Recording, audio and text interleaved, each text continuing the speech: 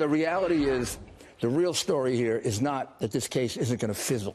It's going to blow up on them. The real question is what we talked about before. There's a lot more to what they did that nobody knows about yet.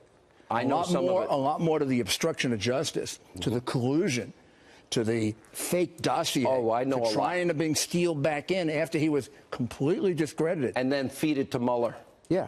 And Mueller is going to have a lot to answer for. President Trump's attorney, Rudy Giuliani, last night right here on this program, describing how Mueller's case is, quote, going to blow up in the special counsel's face. Somebody's been saying that for a little while. The host of CRTV's Levin TV, right here, Sunday night, 10 Eastern, the #1 show on Sunday night on cable news. It's the great one, Mark Levin. Let me let you pick up from here, but you also been saying things that I've been paying very close attention to. The Constitution of the United States is on the president's side. The president ought not be speaking to the people that are running this witch hunt. Take it from there. First of all, Robert Mueller is a greater threat to this republic and the Constitution than anything Vladimir Putin did during the campaign. And I'm no fan of Vladimir Putin. He's threatening to take down a president of the United States. Now, let's walk through this quickly. The president is not a witness to any crime. How do we know that? Because we don't know what crime they're even talking about. So he doesn't need to be questioned as a witness. President did not commit a crime. What crime did he commit? So he's not a target. He doesn't need to be questioned about that. According to the Department of Justice, a president can't be indicted. A president cannot be questioned by a subordinate, like Mr. Mueller, about his prerogatives as president, that is, the firing of a subordinate like Mr. Comey. So what questions exactly does Mr. Mueller have? I'm talking to you, Mr. Mueller. Exactly what questions that you have where you seek to turn this country upside down and disenfranchise the over 60 million people who voted for this president of the United States? You are a plaything of the media. You are a plaything of the Democrats. You're a plaything of people within the Obama administration who sought from day one to take this president down. Now, the president of the United States is not an ordinary citizen.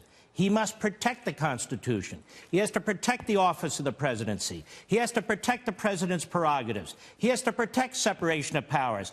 That's what this president is doing against this rogue prosecutor. It is Trump who has the white hat.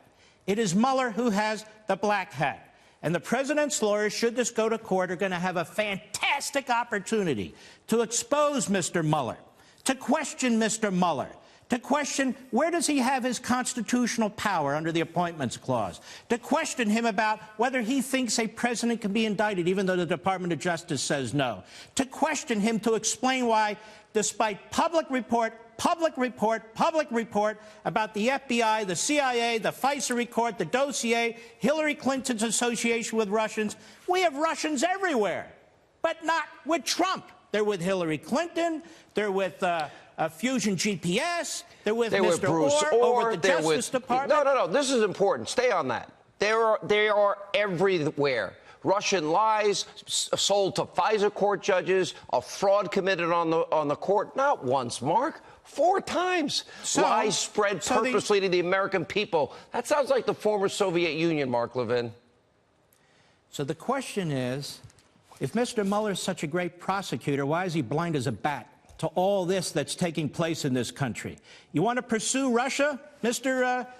Mueller? I can find you a first-year law student who can show you what to pursue. The fact of the matter is, ladies and gentlemen of the court, the president wasn't a witness to a crime. He wasn't surrounded by Russians. The president didn't commit a crime. The president cannot be indicted. So, as I keep saying on this program, Mr. Mueller, you can leave the room and don't let the door hit you on the ass on the way out. We'll see you in court. And if they go to court, then it is an opportunity for the president's lawyers to expose exactly what's going on here. What should they do? This is important.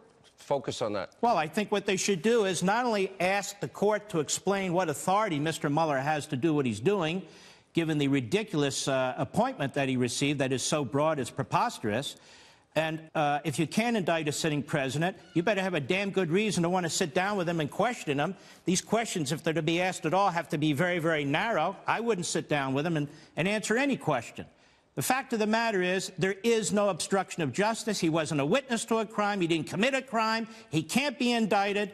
Mr. Mueller can't question him about presidential prerogatives. So what the hell is the point of this whole thing other than to set him up for impeachment because the Democrats and the media want to remove a president who was elected by over 60 million people to disenfranchise all of us? What's the point of this other than that? That's why we call you the Great One. Mark Levin, thanks for being with us. Don't forget, Life, Liberty, Levin, every Sunday night, 10 Eastern, #1 show on cable that night. Don't miss it.